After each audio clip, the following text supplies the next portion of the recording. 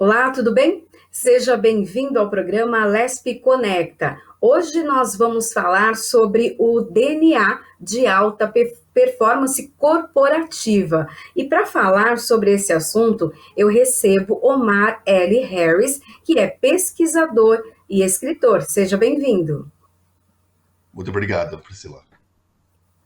Bom, eu queria que você começasse contando para a gente um pouquinho, né, sobre esse DNA, né, de performance corporativa. O que significa isso e de que maneira pode ser aplicado?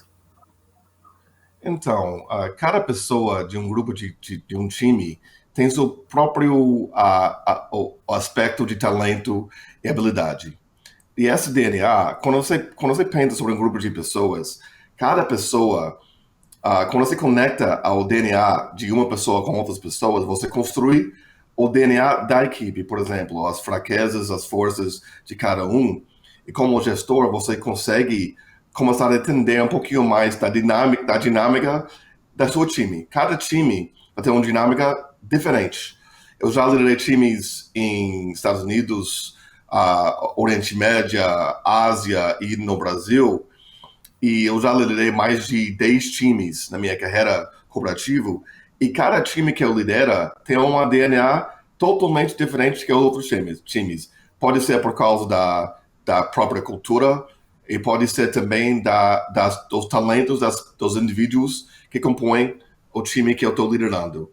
Então, o meu papel é tentar entender esse DNA e aplicá-lo para atingir os nossas metas e o nosso desempenho.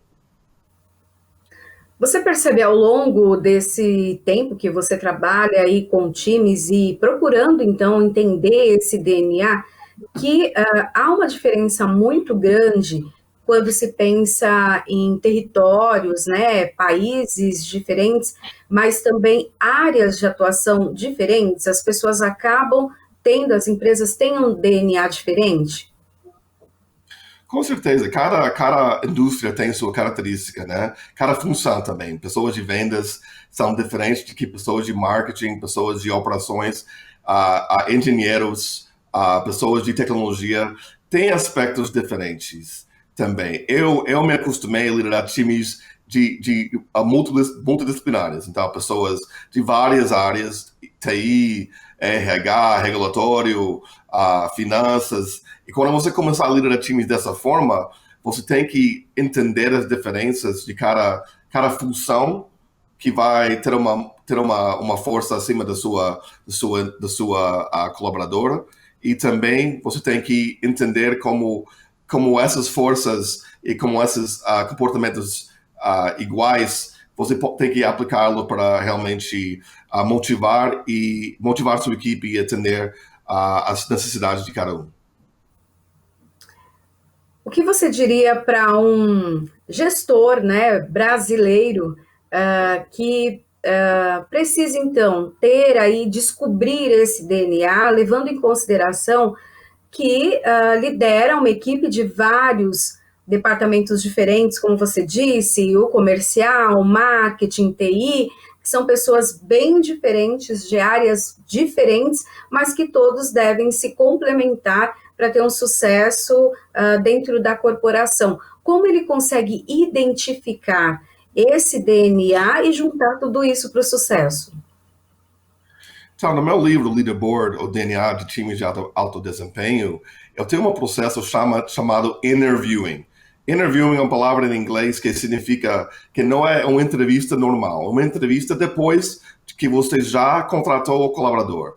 É uma entrevista entre o colaborador e seu chefe. E o chefe, ele ou ela vai usar um tempo para realmente entender profundamente o seu colaborador. Então, para mim, por exemplo, eu apliquei 3 horas e meia com cada colaborador do meu time, com uma dinâmica que eu desenhei, que você pode também receber quando você ler o livro. Essa dinâmica eu uso para entender profundamente as forças, primeiramente, a história de cada pessoa.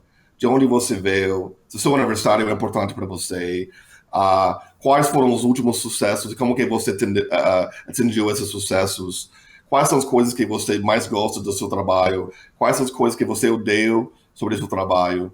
Quais são as coisas que motivam você a entregar seu melhor dia a dia?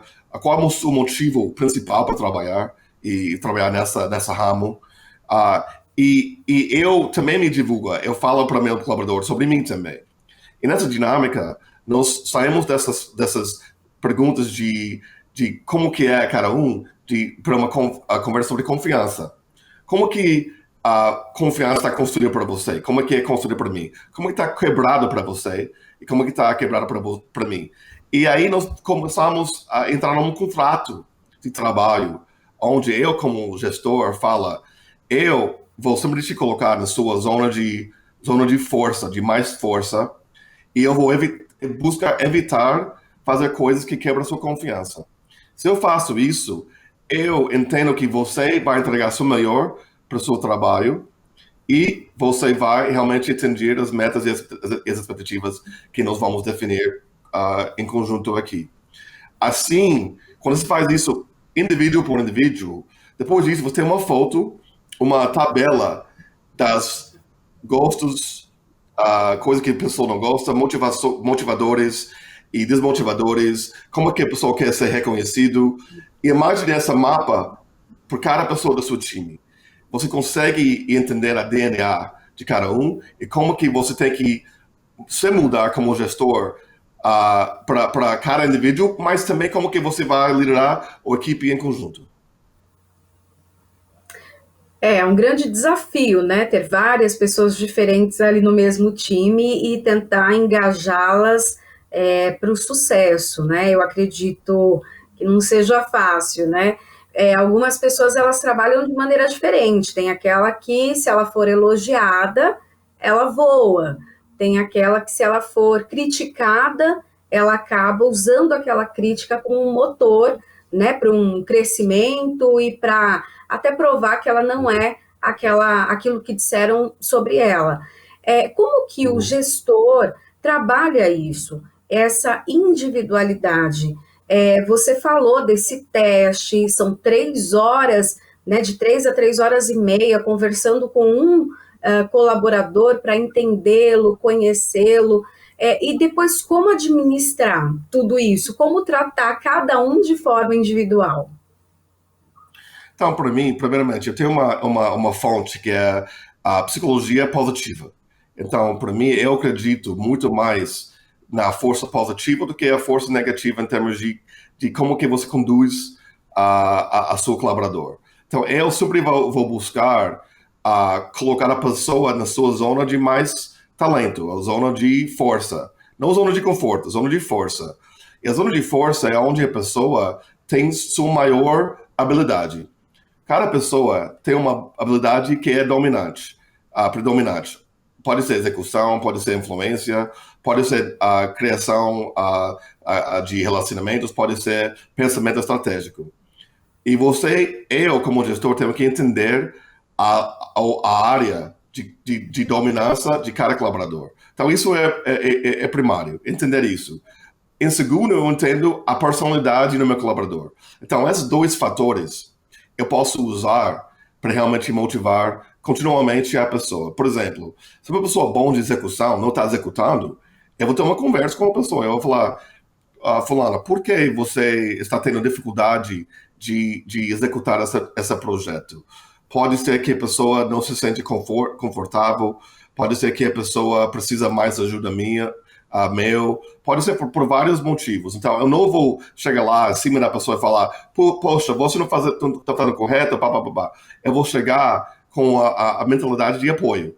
Como que eu posso apoiar esse colaborador a ser seu melhor dia a dia? E com essa intenção positiva, eu consigo ter um relacionamento muito mais próximo com cada pessoa e muito mais próximo com a equipe em conjunto. Se isso faz sentido. Sim. E identificar também, né, as características e as potencialidades de cada funcionário também é muito importante. Você acha que aquele funcionário que está desmotivado, né, aquela pessoa que não está se sentindo mais tão bem na empresa, não tem tido bons resultados, enfim, desmotivado, né? Pode ser porque ela está numa posição errada? Sim, tem muitas pessoas que estão em posições erradas ou foram desenvolvidos ou não desenvolvidos por gestores errados antigamente. Então, você tem que entender a fonte dessa desmotivação. Pode ser a fonte que é, de novo, se eu entendo os motivos, os motivadores de cada pessoa, eu vou entender por que a pessoa não está tendo sucesso neste momento. Talvez eles não acreditam na missão da empresa, que isso é mais difícil de lidar, porque você não dá para mudar a missão da companhia, tem que mudar a pessoa, né? Talvez a pessoa está desengajada por causa de uma sessão de feedback que elas receberam de uma outra gestora em outro momento. Então, você tem, na minha posição, eu preciso buscar entender primeiramente. Se eu não posso ajudar o colaborador, mas eu preciso buscar todas as soluções e opções possíveis e só por último, eu vou tentar mudar a posição da pessoa. Mas tem muitos passos antes desse passo final, que é ou desligar ou mudar a pessoa. Na minha opinião, os gestores não estão trabalhando de uma forma fazendo as coisas difíceis primeiros. Acho que é muito fácil demitir uma pessoa, muito fácil desligar pessoas. É muito mais difícil entender e buscar desenvolver. Mas tem pessoas que são difíceis ou impossíveis de desenvolver e nesses casos, porque é uma questão, não é questão de vontade, é uma questão não é questão de habilidade, é uma questão de vontade. E se a vontade não está lá, depois de você tentar ajudar a pessoa, aí você tem o maior problema e você vai ter que mudar o cenário para você e para a pessoa. Uhum. Quais são os benefícios quando se tem uma gestão que entende o DNA e que trabalha ali realmente nas potencialidades dos funcionários? Tanto os benefícios para os funcionários, né, os colaboradores, quanto para o gestor. O ambiente de trabalho se torna muito mais leve, vamos dizer, porque pessoas não estão sendo criticadas constantemente. Todo mundo já trabalhou num ambiente onde tem um gestor que grita, que tem gritaria, que tem pessoas usando palavrão e tratando pessoas mal. Ninguém quer esse tipo de ambiente. Então, quando você trabalha da forma que eu estou indicando aqui, você constrói um ambiente, uma cultura onde pessoas estão colaborando melhor, cada pessoa está ajudando o outro, o próximo. E o ambiente é leve, alegre e você consegue enfrentar barreiras com atitudes positivas, ao invés de todo mundo ficar com medo e com essas faltas de inspiração para realmente entregar seu melhor para solucionar o problema. Uhum. Você percebe alguma característica própria do trabalhador brasileiro, do colaborador brasileiro, em relação a outros países? O Brasil tem algo diferente? E o que é? Sim, eu já trabalhei no Brasil há mais de 6 anos da minha carreira, por isso eu falo um pouquinho de português. E brasileiros, para mim, a garra e o trabalho. Tem muita gente. Eu nunca vivi num país onde a maioria das pessoas estão trabalhando, têm suas famílias e estão estudando à noite para melhorar a sua vida, a sua posição de vida. Então, a ética de trabalho do brasileiro não tem comparação. E essa ética de trabalho, você consegue realmente aplicá-lo de uma forma mais eficaz porque brasileiros trabalham com corações. E quando você consegue conectar o seu coração como gestor com os corações das pessoas, e você só pode fazer isso tendo preocupação pelas pessoas e tendo humildade, você consegue realmente atingir metas e expectativas muito altas. Eu sempre tive muito sucesso no Brasil com times por causa esses aspectos de ética de trabalho, essa paixão e essa gosto de trabalhar em conjunto. Brasileiros gostam de trabalhar em conjunto. Nos Estados Unidos, pessoas gostam de ser mais indivíduos. Então, é uma diferença grande entre o colaborador americano versus o colaborador brasileiro. E daí a gente vê um desafio durante aí a Covid-19, né, a pandemia, que muitas pessoas precisaram trabalhar home office, né, a grande maioria, e essa questão do time, estar junto, todos ali conversando numa reunião, juntando ideias para o benefício da empresa, acabou de uma certa maneira sendo prejudicado fisicamente. O que você percebe nesse momento de pandemia? O que você conseguiu ver desse trabalho home office? Aqui no Brasil tinha muito preconceito, né, de que quem ficasse em casa não ia trabalhar. O que você percebeu? Eu acho que a fonte desse preconceito é a fonte de essa questão de hierarquia. Pessoas em cima questionando como que pessoas trabalham lá embaixo. E por que existe essa falta de conexão entre as pessoas por cima e as pessoas de baixo? Naturalmente, elas criam preconceito. Eu não posso te ver trabalhando, então, será que você está trabalhando? Mas quando você vê, na realidade, a maioria das pessoas querem fazer a coisa certa. Se você empodera com tecnologia correto, com ferramentas de trabalho e com a capacitação de como você trabalha, as pessoas vão entregar o seu melhor. Se você confia nas pessoas, empoderar as pessoas, as pessoas estão conectadas com a missão da empresa. E essa missão está o motor que está dirigindo todo mundo até as metas. Então, você não precisa ficar em cima de cada colaborador para pessoas trabalhem seu melhor. Eu sei que existia esse preconceito de pessoas são preguiçosas, vão ficar em casa assistindo Netflix todo dia, mas, na realidade, pessoas querem trabalhar, eles querem ser reconhecidos por seu trabalho, gostam de trabalhar, e quando você capacita, confia, empodera, você vai... não importa se está no escritório ou fora do escritório, as pessoas vão entregar os resultados. Essa questão da Covid-19 também mexeu muito com o emocional, né, das pessoas. Muita gente trabalhando em casa, mas também ali com as incertezas, tanto econômicas, profissionais, mas também em relação à doença, à contaminação. Como um gerente, aquele líder realmente das empresas e de equipes, consegue, mesmo dentro desse cenário, né, com criança estudando em casa, com várias pessoas dentro de casa, o que não era uma rotina, continuar engajando, motivando os seus colaboradores mesmo à distância? Acho que é a mesma regra que eu indiquei anteriormente está aplicável aqui também.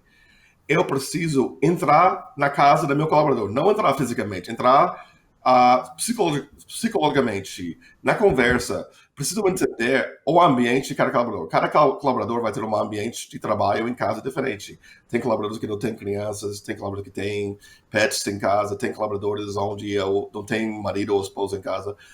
Eu preciso entender a situação atual de cada colaborador para entender o engajamento ou o desengajamento.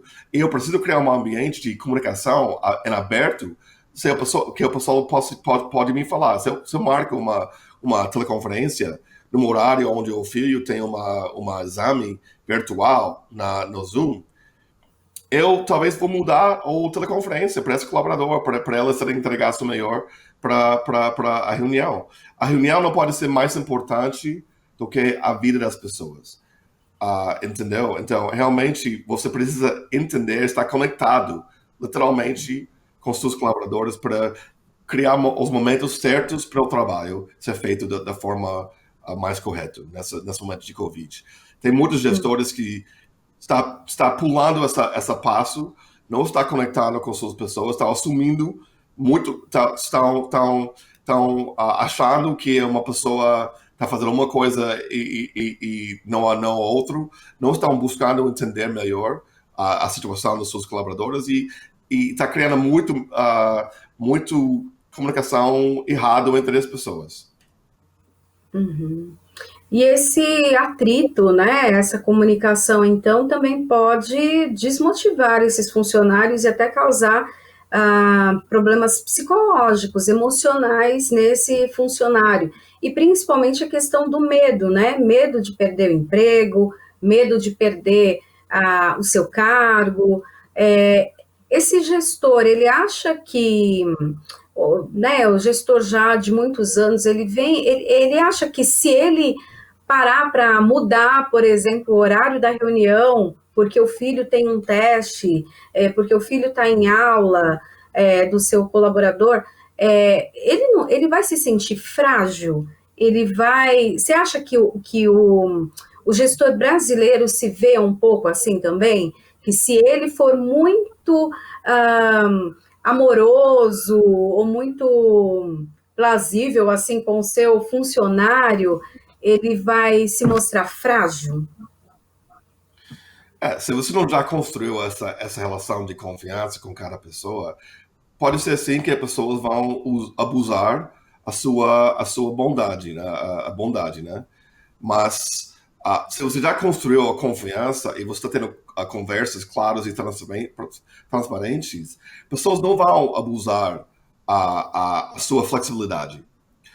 Se a pessoa constantemente está saindo ou falando que não posso participar por várias razões, aí você vai precisar, de novo, falar com o seu colaborador individualmente e dar seu feedback, falar, eu estou fazendo a minha parte, meu papel, para ajudar você, para ser flexível, mas você não está participando. Então, agora nós temos que achar uma forma melhor de trabalhar junto, porque não pode ser só eu sendo flexível, você também tem que fazer a sua parte. E esse contrato entre eu e você é um contrato sério que nós precisamos manter, porque esse é trabalho, isso é sério. Então, eu acho que tem que ter essa dinâmica também para ajudar não ser abusado nesses momentos. Uma parte importante que você falou também é a questão da formação, né, dessas pessoas para o trabalho. Muitas são contratadas e acabam não correspondendo às expectativas da chefia por também não terem sido, né, formadas, não terem experiência naquilo pelo que foi contratado. Fala um pouquinho para a gente disso, dessa questão da formação.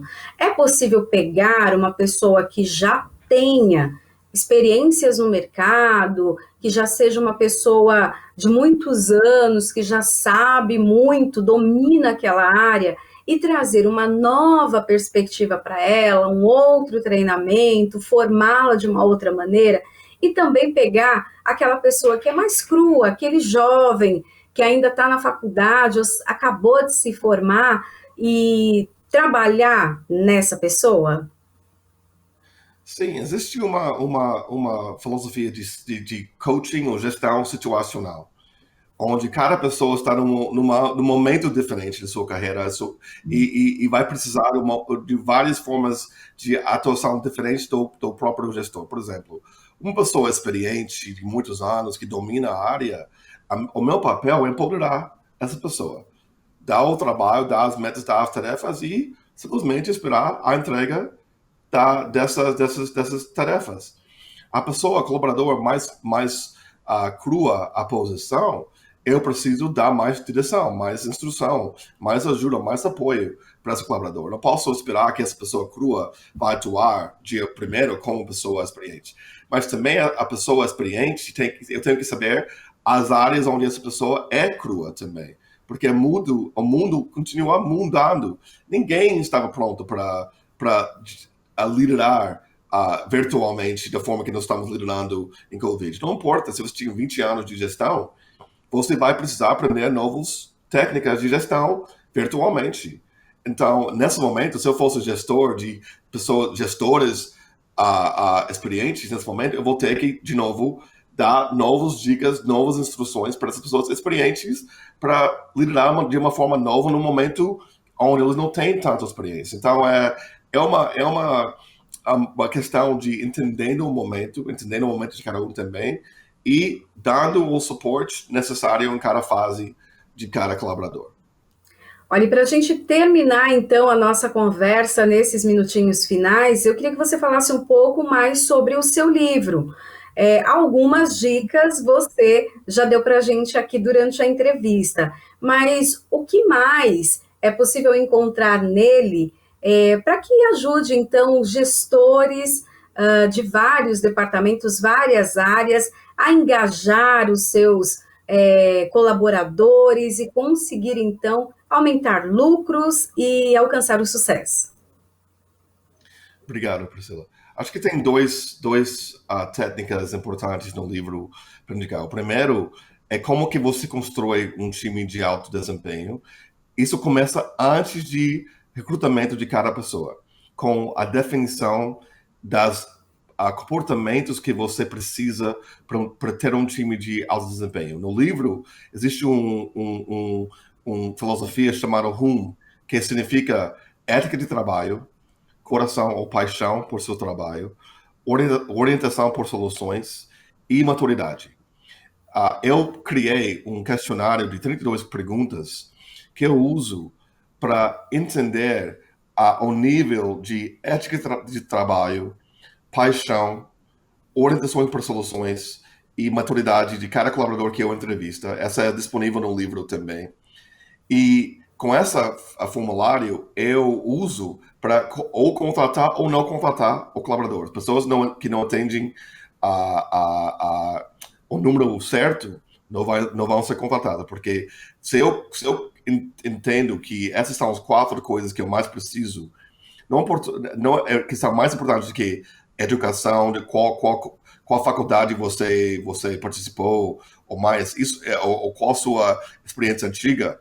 A coisa que é mais importante é a sua ética de trabalho, a sua paixão para esse tipo de trabalho, a sua orientação por soluções, pessoas que realmente buscam soluções ao invés de buscar problemas, e pessoas que têm a maturidade de enfrentar dificuldades com o espírito correto.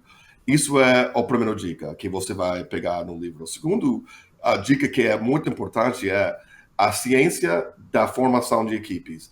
Cada grupo de pessoas que se unem vão passar por 4 etapas para chegar no desempenho. São formação, confrontação, harmonização e, por último, desempenho. E você vai passar por as 4 etapas. Então, no livro, eu estou dando dicas técnicas, a formulários, ferramentas que você pode usar para acelerar a jornada de uma equipe de formação até desempenho. Então, por isso, acho que o livro é muito aplicável por cada gestor, não importa a sua indústria, não importa realmente a sua nível de experiência. Cada gestor pode usar essas duas ideias e ferramentas para acelerar a seu sucesso com grupos de pessoas, com times. E é fácil de achar aqui no Brasil? Sim, o livro está disponível na editora B18, b18.com.br, e também está disponível no amazon.com.br. De novo, você pode buscar pelo meu nome, Omar L. Harris, ou pelo próprio título do livro, Leaderboard, o DNA de times de alto desempenho. Omar, muito obrigado então pelas suas informações e dicas também para que os gestores aí evoluam nesse período, independente de pandemia ou não, mas continuem engajando então os seus colaboradores. Muito obrigada. Obrigado, Priscila. O programa Alesp Conecta fica por aqui. A gente se encontra na programação da Rede Alesp. Tchau, tchau.